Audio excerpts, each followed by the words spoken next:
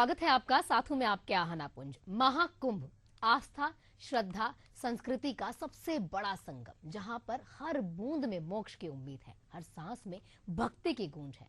भारत के 4 प्रमुख तीर्थ स्थलों पर आयोजित होने वाला ये मेला इस बार उत्तर प्रदेश के प्रयागराज में लग रहा है। 13 जनवरी से 26 फरवरी तक चलने वाले इस 45 दिन के मेले में कई चीजें होंगी और कई मायनों में ये महाकुंभ खास है।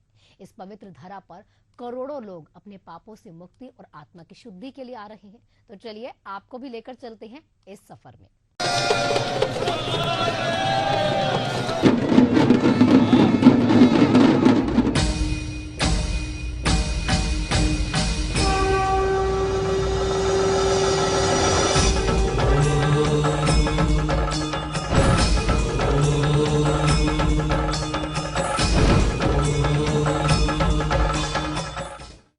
महाकुंभ 2025 के लिए कुंभवाणी एफएम चैनल का शुभारंभ किया गया है। ये चैनल 103.5 मेगाहर्ट्ज पर प्रसारित होगा और महाकुंभ से जुड़ी हर जानकारी देश भर के कोने कोने तक पहुंचाएगा। तो देखिए इस पर हमारी ये खास रिपोर्ट। प्रयागराज में महाकुंभ 2025 के लिए मुख्यमंत्री योगी आदित्यनाथ ने कुंभवाणी एफएम चैनल का शुभारंभ किया है। ये चैनल 103.5 मेगाहर्ट्ज पर प्रसारित होगा और महाकुंभ से जुड़ी हर जानकारी देश भर के कोने कोने तक पहुंचाएगा। कुंभवाणी एफएम चैनल शुक्रवार को प्रसार भारती के रेडियो डिवीजन आकाशवाणी की तरफ से लॉन्च किया गया। एजेंसी के अनुसार ये चैनल महाकुंभ से जुड़ी जानकारी को देश के दूर दराज क्षेत्रों तक पहुंचाने के लिए तैयार किया गया है। 103.5 मेगाहर्ट्ज की फ्रिक्वेंसी पर यह चैनल 10 जनवरी से 26 फरवरी तक प्रसारित होगा। इसे रोजाना सुबह 5:55 से रात 10:05 तक ऑन एयर किया जाएगा। एफएम के शुभारंभ के मौके पर सीएम योगी आदित्यनाथ ने कहा कि कुंभवाणी न केवल लोकप्रियता के नए आयाम छुएगा, बल्कि उन गांव और क्षेत्रों तक महाकुंभ का संदेश पहुंचाएगा जहां लोग व्यक्तिगत रूप से इस आयोजन में शामिल नहीं हो सकते। सीएम योगी ने इसे सनातन धर्म के गौरव और एकता का प्रतीक बताया। महाकुंभ के जिससे कुंभवाणी का शुभारंभ करने के लिए प्रसार भारती की पूरी टीम आज यहाँ ही है। वास्तव में लोक परंपरा और लोक संस्कृति को आम जन तक पहुंचाने के लिए हमारे पास जो सबसे पहले कोई एक माध्यम था वह था आकाशवाणी का। मुझे याद है हम लोग बचपन में आकाशवाणी के माध्यम से उस समय प्रसारित होने वाले रामचरितमानस की उन पंक्तियों को बहुत ध्यान से सुना करते थे। समय के अनुरूप तकनीक बदली, बढ़ी, लोगों ने विजुअल माध्यम से भी दूरदर्शन के माध्यम से सचित्र उन दृश्यों को देखना प्रारंभ किया। बाद में निजी क्षेत्र के भी तमाम ऐसे चैनल आए, लेकिन समय की इस प्रतिस्पर्धा के अनुरूप अपने आप को तैयार करना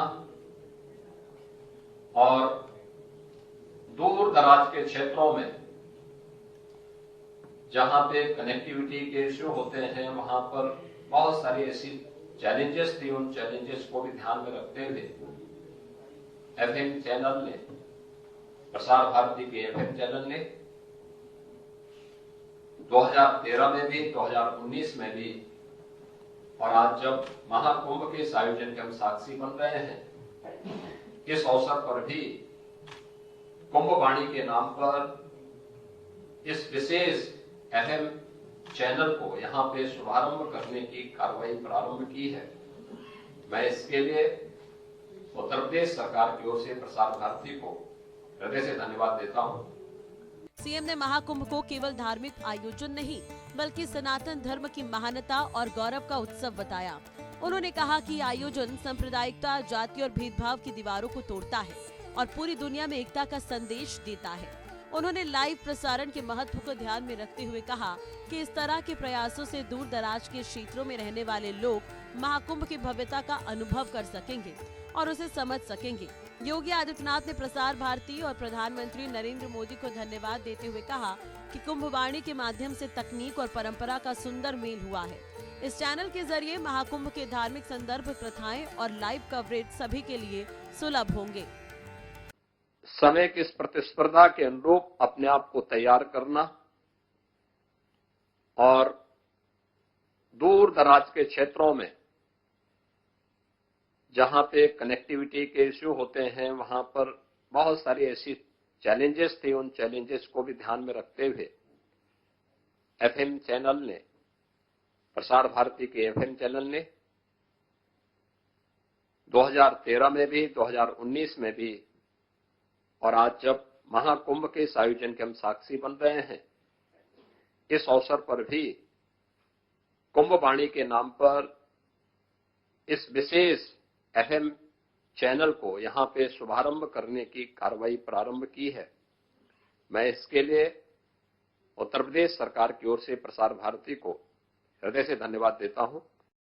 इस कार्यक्रम में केंद्रीय सूचना एवं प्रसारण मंत्री डॉक्टर एल मुरुगन, उप मुख्यमंत्री ब्रजेश पाठक, जल शक्ति मंत्री स्वतंत्र देव सिंह, औद्योगिक विकास मंत्री नंद गोपाल गुप्ता नंदी, ओम प्रकाश राजभर, मुख्य सचिव मनोज कुमार सिंह और प्रसार भारती बोर्ड के अध्यक्ष नवनीत सहगल मौजूद रहे। Bureau report, Asian news. Mahakumbh 2025 में शामिल होने वाले श्रद्धालुओं के लिए एक बड़ी खुशखबरी भी है। उत्तर प्रदेश के मुख्यमंत्री योगी आदित्यनाथ ने प्रयागराज में मां की रसोई का उद्घाटन किया है और जहां पर सिर्फ 9 रुपए में आप भरपेट भोजन कर सकते हैं। क्या कुछ इसमें खास है, रिपोर्ट में देख लीजिए। उत्तर प्रदेश के प्रयागराज में महाकुंभ की शुरुआत से पहले मुख्यमंत्री योगी आदित्यनाथ ने सामुदायिक रसोई पहल मां की रसोई का उद्घाटन किया। इस रसोई में सिर्फ 9 रुपए में भरपेट भोजन मिलेगा। यूपी सरकार ने एक बयान में कहा कि सामुदायिक रसोई का संचालन स्वरूप रानी नेहरू अस्पताल में नंदी सेवा संस्थान की तरफ से किया जाता है और ये आर्थिक रूप से कमजोर वर्ग के लोगों के लिए है। प्रयागराज में सीएम योगी आदित्यनाथ ने अस्पताल का दौरा किया, जहां उन्होंने मां की रसोई का उद्घाटन किया और व्यवस्थाओं की समीक्षा की। इसके साथ ही सीएम योगी ने रसोई में मौजूद लोगों को व्यक्तिगत रूप से भोजन भी परोसा। सरकार ने कहा कि नंदी सेवा संस्थान ने समाज के आर्थिक रूप से कमजोर वर्गों की सहायता के लिए ये पहल शुरू की है। इस कार्यक्रम के तहत लोग मात्र 9 रुपए में पूरा भोजन का आनंद ले सकते हैं। भोजन में दाल, 4 रोटियां, सब्जियां, चावल, सलाद और मिठाई शामिल हैं। उद्घाटन के बाद औद्योगिक विकास मंत्री नंद गोपाल गुप्ता ने सीएम को रसोई में ले जाकर भोजन तैयार करने की जानकारी दी। वहां सीएम को भोजन की गुणवत्ता, स्वच्छता मानकों और अन्य व्यवस्थाओं के बारे में जानकारी दी गई। नंदी सेवा संस्थान के अनुसार मां की रसोई उन लोगों के लिए उपयोगी साबित होगी जो अपने प्रियजनों के इलाज के लिए SRN अस्पताल आते हैं और भोजन के लिए चिंतित होते हैं। नंदी सेवा संस्थान द्वारा SRN परिसर में करीब 2000 वर्ग फीट क्षेत्र में पूर्णतः वातानुकूलित, स्वच्छ एवं आधुनिक रेस्तरां मां की रसोई तैयार की गई है। इसमें एक समय में करीब 150 लोग एक साथ बैठकर भोजन कर सकेंगे। आपको बता दें कि महाकुंभ मेला 2025 की तैयारियां आखिरी चरण में हैं। प्रशासन से लेकर सरकार से जुड़े अधिकारी और लोग आयोजन को सफल बनाने में जुटे हैं। सीएम योगी आदित्यनाथ स्वयं आयोजन को सफल बनाने के लिए कमान अपने हाथों में ले रखे हैं। सीएम योगी ने प्रयागराज में महाकुंभ की तमाम तैयारियों का जायजा लिया। वहीं जिला प्रशासन की टीम प्रयागराज महाकुंभ क्षेत्र में ही कैंप कर रही है। दरअसल महाकुंभ क्षेत्र को योगी आदित्यनाथ सरकार ने जिला का दर्जा दे रखा है। यूपी के इस नए जिले में जिलाधिकारी और SP की नियुक्ति की गई है। 13 जनवरी से सनातन के इस सबसे बड़े आयोजन का आगाज होगा। Bureau report, Asian news. जैसे जैसे दिन करीब आ रहे हैं, महाकुंभ शुरू होने वाला है, ये मेला लगने ही वाला है। उत्तर प्रदेश के प्रयागराज में पवित्र संगम पर उमड़ने वाली जो भीड़ है वो बढ़ती जा रही है। लोग यहाँ पर आते ही जा रहे हैं क्योंकि ये अनोखा जो मेला है वहां पर वो देखना चाहते हैं। 144 साल बाद ये मेला लग रहा है। अनोखे नाम वाले जो संत हैं, संत की जो प्रतिभाएं हैं, इसका दर्शन करना चाहते हैं और वो भी संत वहां पहुंच चुके हैं प्रदर्शन के लिए। ऐसे ही एक है रबड़ी बाबा, जो संगम की पवित्र भूमि पर आकर्षण का केंद्र बन गए हैं। रिपोर्ट में देख लीजिए।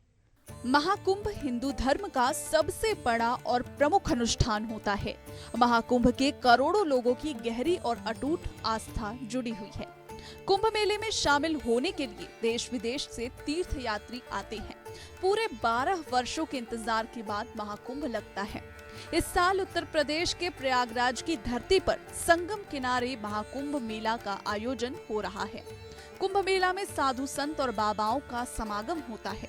महाकुंभ में नागा, अघोरी और अन्य बाबाओं के साथ कई तरह के बाबा भी पधारते हैं, जिनका आशीर्वाद लेने लोग दूर दूर से देश के कोने कोने से यहाँ पहुँचते हैं। आज हम एक ऐसे ही बाबा के बारे में बताने जा रहे हैं जो सुबह से लेकर देर रात तक दूध से रबड़ी बनाते हैं। संगम की पवित्र धरती पर रबड़ी बाबा चर्चा का विषय बन गए हैं। श्री पंचायती अखाड़ा महानिर्वाणी के श्री महंत देवगिरी, जो कि रबड़ी बाबा के नाम से मशहूर हैं, वे हर दिन सुबह से लेकर देर रात तक दूध उबालकर मलाईदार रबड़ी बनाते हैं। ये स्वादिष्ट रबड़ी बाबा श्रद्धालुओं को प्रसाद के रूप में खिलाते हैं। ऐसा बाबा हर दिन नियमित रूप से करते आ रही हैं। श्री महंत देवगिरी बाबा की ये निस्वार्थ सेवा न केवल कुंभ का मुख्य आकर्षण है, बल्कि भक्तों को आनंदित भी कर रही है। मेरा नाम श्री महंत देवगिरी है। मैं श्री पंचायती अखाड़ा महानिर्वाणी में अभी वर्तमान काल में श्री महंत के पद पर नियुक्त हूँ। 9 दिसंबर से मैं अभी कुंभ में हूँ। 9 दिसंबर से हमारे यहाँ अल्लाहपुर बागम्बरी है, यहाँ वहाँ से चालू किया था और ये 6 फरवरी तक चलेगा। सवेरे अपनी संध्या क्रिया करने के बावजूद 8-9 बजे समझिए कढ़ाई 8 बजे कढ़ाई चढ़ जाती है। उससे पहले अपना भी दिनचर्या है, कर्म है, पूजा है, पाठ है, स्नान है, ध्यान है, वो भी करना होता है। हाँ बिल्कुल, वो अपनी पूजा है, वो किसी को जाहिर वाली सिस्टम नहीं है। जैसे आप अपने घर पे करते हो, अपने देव को, अपने इष्ट को मनाते हो, वो कोई जाहिर पब्लिसिटी वाली सिस्टम नहीं। वो अंतःकरण का विषय है। आत्मा सो परमात्मा, परमात्मा सो परम गति। रबड़ी बाबा बताते हैं कि वे 9 दिसंबर से महाकुंभ में हैं और यह 6 फरवरी तक जारी रहेगा। उन्होंने बताया कि वे हर दिन सुबह 8 बजे रबड़ी तैयार कर लेते हैं और पहले इसका भोग कपिल मुनि और अन्य देवताओं को लगाते हैं। इसके बाद ही श्रद्धालुओं में ये बांटा जाता है। बाबा ने कहा कि मुझे यह विचार 2019 में आया था। ये रबड़ी केवल लोगों की सेवा के लिए है और ये कोई पब्लिसिटी स्टंट नहीं है, बल्कि देवी महाकाली के आशीर्वाद से प्रेरित एक दिव्य कार्य है। महाकुंभ में शामिल होने वाले सभी लोगों को हार्दिक निमंत्रण देते हुए रबड़ी बाबा ने कहा कि उनके द्वारा बनाई गई रबड़ी की मिठास का स्वाद लेने के लिए सभी का स्वागत है। हजारों लोग इस रबड़ी का स्वाद ले रहे हैं। उन्होंने बताया कि मुझे ये विचार 2019 में आया, जब उन्होंने 1.5 महीने तक मिठाई परोसकर कई लोगों का दिल जीत लिया। इस तरह का अनुभव लेने के बाद उन्होंने लोगों की सेवा करना जारी रखा। ये 2019 में ही विचार आ गया था और 2019 में 1.5 महीना हमने ये रबड़ी खिलाई है लोगों को। लोगों के दिलों में खूब मिठास घोली है और लोगों का ये आशीर्वाद मिला है कि पहले नागा बाबा थे, फिर अब से वर्तमान में श्री महंत हैं, तो अखाड़े में पद भी बढ़ा। ये भी एक बहुत बड़ी गर्व की बात है। एक श्री महंत अखाड़े का सबसे बड़ा पद होता है। इसके पीछे का निर्देश यही था कि मेरे यहाँ आके भगवान कपिल मुनि जी को हमने यहाँ इसका भोग लगाते हैं और 33 कोटि देवताओं का भोग लगा के ही इसको बाद में वितरण किया जाता है। ये अपनी क्रिया है, ये कोई मैंने पहले ही कहा, ये पब्लिसिटी वाली चीज नहीं है। वो बांटना है ये तो चलो अलग बात है, सबको खिलाना है वो एक खुशी की बात है। जो कर्म है वो हमारा अपना कर्म, नहीं किसी का कोई सहयोग नहीं है, स्वयं के बल पे चल रहा है। ये भगवती चला रही है, माँ काली चला रही है, आदि शक्ति चला रही है, ये समझो। कोई दे तो बात अलग है, बाकी ऐसा मांगना नहीं किसी को, कोई चंदा नहीं है, सेवा है। आपको बता दें, महाकुंभ पूरे 12 साल बाद मनाया जा रहा है। महाकुंभ के दौरान संगम में डुबकी लगाने से सभी पापों से मुक्ति मिलती है और घर परिवार में सुख समृद्धि बनी रहती है। महाकुंभ में शाही स्नान का विशेष महत्व होता है। Bureau report, Asian news. Prayagraj में आने वाले महाकुंभ के दौरान श्रद्धालुओं की सुरक्षा को लेकर उत्तर प्रदेश की योगी सरकार ने कड़ी सुरक्षा व्यवस्थाएं कर रखी हैं। मुख्यमंत्री के निर्देशों के अनुसार प्रयागराज को जोड़ने वाले 7 प्रमुख मार्ग हैं और उन मार्गों से जुड़े अन्य जिलों में सुरक्षा का अभिन्न चक्रव्यूह है जिसे तैयार किया गया है। अब इस बार महाकुंभ में 7 लेयर की सुरक्षा है। कैसे कैसे ये सुरक्षा है, रिपोर्ट में देखिए। प्रयागराज में आयोजित होने वाले महाकुंभ 2025 की तैयारियों को लेकर उत्तर प्रदेश सरकार और पुलिस प्रशासन ने कमर कस ली है।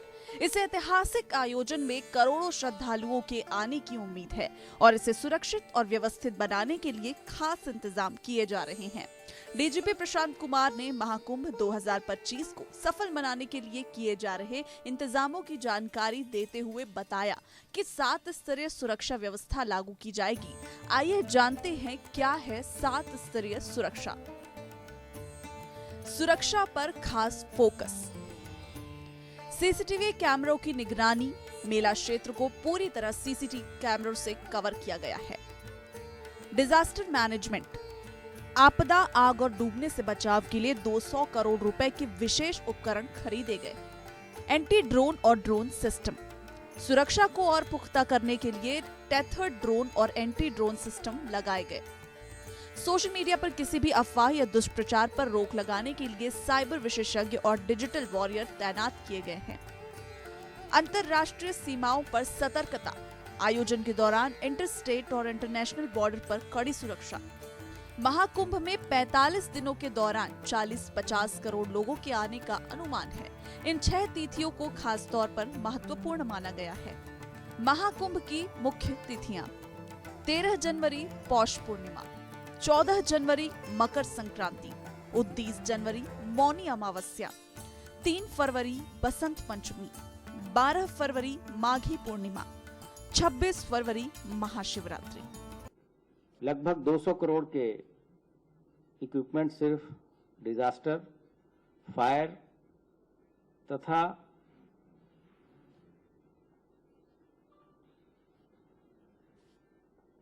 लोगों को डूबने से बचाने के संबंध में जो उपकरण इत्यादि होते हैं उसके लिए किए गए हैं। मैन पावर के अतिरिक्त सभी पूरा मेला क्षेत्र सीसीटीवी कैमरे से आच्छादित होगा जो कि एआई इनेबल्ड होगा। इस दौरान हमारे जो अंतर्राष्ट्रीय सीमाएं हैं और अंतर्राज्यीय सीमाएं हैं उस पर भी चौकसी बढ़ाई जाएगी। अंतर्राष्ट्रीय सीमा पे जिस बल की जिम्मेदारी है, उत्तर प्रदेश के परिप्रेक्ष्य में एसएसबी की, उसके साथ भी मीटिंग हो चुकी है। जो हमारे यहाँ श्रद्धालु आ रहे हैं, हम लोग 7 स्तरीय सुरक्षा व्यवस्था सुनिश्चित कराएंगे। एक तो उद्गम स्थान से भी हम उनकी मॉनिटरिंग करेंगे। इसके लिए सभी संबंधित राज्यों के महानिदेशकों को पत्र भेजा जा चुका है। फिर जैसे ही वो हमारी सीमा में आएंगे, एक चेकिंग वहाँ होगी, फिर जोन के लेवल पे चेकिंग होगी, उसके बाद से कमिश्नरेट के लेवल पे चेकिंग होगी, फिर कुंभ थाना क्षेत्र में भी 3 स्तरीय सुरक्षा व्यवस्थाएं सुनिश्चित की जाएंगी। कुंभ मेले के दौरान जो पुलिस बल वहां नियुक्त किया जा रहा है उसके प्रशिक्षण तथा उसके व्यवहार इत्यादि के लिए एक विशेष ट्रेनिंग लगातार हम आयोजित कर रहे हैं। इस दौरान सोशल मीडिया प्लेटफॉर्म्स पे भी हमने अपनी प्रेजेंस बढ़ाई है तथा ऐसे मैलिशियस कंटेंट्स, ऐसी चीजें, भ्रामक कोई भी प्रचार प्रसार पे हम कड़ी नजर रख रहे हैं। इसके लिए हम लोगों ने अभी हाल ही में एक नया कुंभ से रिलेटेड डिजिटल वॉरियर का कंसेप्ट भी शुरू किया है, जिसमें हम कॉलेज, स्कूल्स के नए बच्चों को भी इन्वॉल्व कर रहे हैं तथा उनके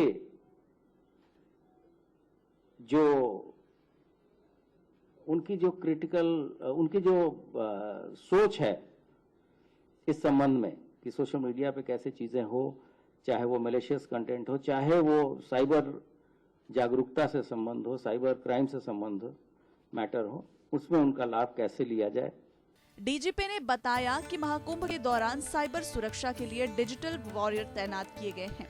कॉलेज के छात्र इन डिजिटल वॉरियर्स के रूप में काम करेंगे और सोशल मीडिया और साइबर स्पेस पर सतर्कता बनाए रखेंगे।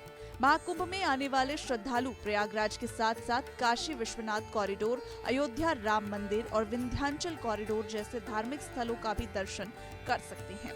इन स्थानों पर भी पर्याप्त सुरक्षा व्यवस्था की जाएगी। महाकुंभ की सुरक्षा को मजबूत बनाने के लिए 200 करोड़ रुपए के आधुनिक उपकरण खरीदे गए हैं। इनमें डिजास्टर मैनेजमेंट के उपकरण, एंटी ड्रोन सिस्टम और भीड़ प्रबंधन के लिए खास तकनीक शामिल है।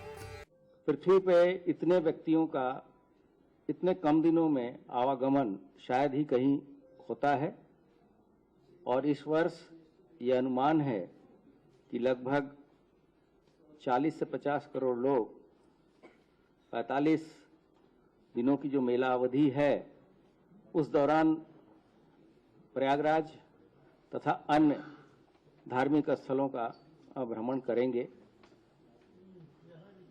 6 महत्वपूर्ण तिथियां महाकुंभ से संबंधित हैं। इनमें से 3 शाही स्नान के दिन हैं। पहली तिथि पौष पूर्णिमा की है जो कि 13 जनवरी को होगी। दूसरी मकर संक्रांति जो कि एक शाही स्नान होगा वो 14 जनवरी को होगा। उसके बाद से मौनी अमावस्या का शाही स्नान 29 जनवरी को होगा तथा अंतिम शाही स्नान वसंत पंचमी 3 फरवरी को संपन्न होगा और उसके बाद से माघी पूर्णिमा 12 फरवरी तथा महाशिवरात्रि 26 फरवरी के बाद से महाकुंभ का समापन होगा। महाकुंभ 2025 भारत की सांस्कृतिक और आध्यात्मिक धरोहर का सबसे बड़ा आयोजन है। इस मेले को सुरक्षित, व्यवस्थित और भव्य बनाने के लिए उत्तर प्रदेश सरकार ने व्यापक तैयारियां की है। Bureau report, Asian news. संगम नगरी प्रयागराज में सनातन का सबसे बड़ा मेला लग रहा है। 13 जनवरी से महाकुंभ की शुरुआत होने जा रही है। श्रद्धालुओं के साथ साथ कुंभ में लाखों की संख्या में साधु संत पहुंचते हैं। करोड़ों की संख्या में यहाँ श्रद्धालु पहुंचते हैं। महाकुंभ में जुटने वाले नागा साधु यहाँ पहुंच रहे हैं। कौतूहल का यह विषय वो बने होते हैं। नागा साधुओं के बिना कुंभ की कल्पना की ही नहीं जा सकती। हमारे संवाददाता मनीष यादव ने दिगंबर रमेश गिरी महाराज से खास बातचीत भी की है। आप भी देखिए। संगम नगरी प्रयागराज में विश्व का सबसे बड़ा आध्यात्मिक और ऐतिहासिक मेला लगने जा रहा है। ऐसे में जो संत समाज है वो पूरी तरीके से इस महाकुंभ में पहुंच चुके हैं। तमाम साधु संत मिलेंगे आपको। हमारे साथ एक नागा सन्यासी हैं और ये नागा सन्यासी आपको तब मिलते हैं जब महाकुंभ या कुंभ का आयोजन होता है। इसके बाद इन नागा साधुओं का दर्शन करना भी दुर्लभ हो जाता है। महाराज जी, आखिर आप लोग महाकुंभ और कुंभ में ही क्यों दिखते हैं? क्या करें, हमको वहाँ से फुर्सत नहीं मिलती। आदमी बहुत है तो कुंभ मेले में जब सनन होता है तब ऐसे लगता है कि वहाँ ज़्यादा है, चलो वहीं चलते हैं। ऐसे ही समझ लो जैसे वो गीत नहीं होती, समझ जाती है कि किधर को गया है, किधर ज़्यादा सामान पड़ा हुआ है, फिर वो उधर की तरफ को चला जाता है। महाराज जी, नागा सन्यासी क्या होते हैं, इनकी भूमिका क्या होती है, ये हमारे दर्शकों को आप बता दीजिए। ये तो सृष्टि को चलाने वाले, की सृष्टि को रचने वाले, की सृष्टि को संभालने वाले, ये कोई ऐसा आदमी होते हैं जो कि अलौकिक होते हैं। ये अलौकिक होते हैं। अच्छा महाराज जी, आप कब से इस साधना में लीन हैं? आप कब से नागा सन्यासी हैं? 50-60 साल हो गया। अच्छा। हाँ जी। महाराज जी, एक बात ये बताइए कि ये महाकुंभ में आप लोग लगातार दिखते हैं, इसके बाद कहाँ चले जाते हैं, क्यों दर्शन नहीं होता? कोई कैलाश में चला जाता है, कोई हिमालय में चला जाता है, कोई जूनागढ़ में चला जाता है, कोई पावागढ़ में चला जाता है, कोई मणिमहेश में, कोई अमरनाथ में चला जाता है। इसे चले जाते हैं सब अपने अपनी जगह में। महाराज जी, एक बात और बता दीजिए कि आप लोगों को ठंड नहीं लगती है क्या? हम लोग देखिए कपड़ा वपड़ा पहने रहते हैं, फिर भी हम लोगों को ठंड लगती है। आप लोगों को ठंड क्यों नहीं लगती, इसकी वजह क्या है? जो प्रकृति को बस में रखता है उसे ठंड नहीं लगती, जो प्रकृति की बस में रहता है उसे ठंड लगती है। आप लोगों को ठंड लगेगी क्यों? कि आप लोग पैसा ढूंढ रहे हो, खेत ढूंढ रहे हो, भैंस, ऐसे ही वाले को ठंड लगती है। और जो वो कुछ नहीं मांगता है, कुछ नहीं उसको चाहिए, सबको देता है, उसको ठंड नहीं लगती। महाराज जी, महाकुंभ में लोगों से क्या अपील करेंगे कि लोग ज्यादा से ज्यादा आए, दर्शन करें, इस महाकुंभ में त्रिवेणी की धारा में आस्था की डुबकी लगाएं? जो आस्था का डुबकी लगाएगा, आशीर्वाद लेगा, हाथी घोड़े महल खजाने, लड़के बच्चे, नौकरी छोकरी, मकान दुकान सब कुछ पाएगा। जो इच्छा चाहे मनमाही, राम के पास कुछ दुर्लभ नहीं, उसके अंदर आस्था होना चाहिए। महाराज जी, ये महाकुंभ है, लगभग 12 साल के बाद, 144 साल के बाद ये ऐसा एक पावन महाकुंभ हो रहा है जिसमें लोग दिव्य भव्य डिजिटल और आध्यात्मिक और ऐतिहासिक महाकुंभ होने जा रहा है। महाराज, हाँ, ये बिल्कुल ऐतिहासिक है। आज तक हमने नहीं देखा। पहले कटेगा, फिर बटेगा, फिर अमुनिया होगा, फिर बटेगा, ऐसे करके हमने देखा नहीं। इस बार हुआ है, जो पहले कट रहा है, फिर बट रहा है, फिर अमुनिया हो रहा है, फिर उसको मिल रहा है कि फलानी जगह तेरा है। ये पहली बार हमने देखा। नहीं, बाबा लोग आते थे, अपना टेंट लगा लेते थे, जहाँ लगा लेते थे तो गंगा मैया उसी की होती थी। आज उसकी नहीं है, आज कट बट के मिल रहा है। ये लोग खुद ही कट बट रहे हैं तो दूसरे को क्या करे जाए। 3 ठो बाबा यहाँ है तो 5 ठो वहाँ है, ऐसे करके कुछ भी ऐसी बात फंसेगी तो बाबा लोगों को तो ये छुट्टा बाबा यहाँ सामने होना चाहिए ना, तभी तो इसकी शोभा बढ़ती ना। तो कुछ वहाँ डाला, कुछ वहाँ डाला, कुछ उधर डाला, ऐसे करके बाबा लोगों को बसा रखे। बाबा लोगों को तो अखाड़े के आसपास होने से उसकी शोभा बनती है। इनने काट बांट के इनने शोभा खराब कर दिया है। हाँ, इसलिए कारण से ऐसा अनोखा नहीं होगा कभी। बिल्कुल निश्चित तौर पे ये कहा जा सकता है कि इस बार का भव्य दिव्य और आध्यात्मिक होगा। वीडियो जर्नलिस्ट देवेश पांडे के साथ मनीष यादव, एशियन न्यूज प्रयागराज। इसी के साथ हमारे महाकुंभ के इस सफर में इतना ही। कल फिर आपसे मुलाकात होगी। जुड़े रहिए एशियन न्यूज के साथ।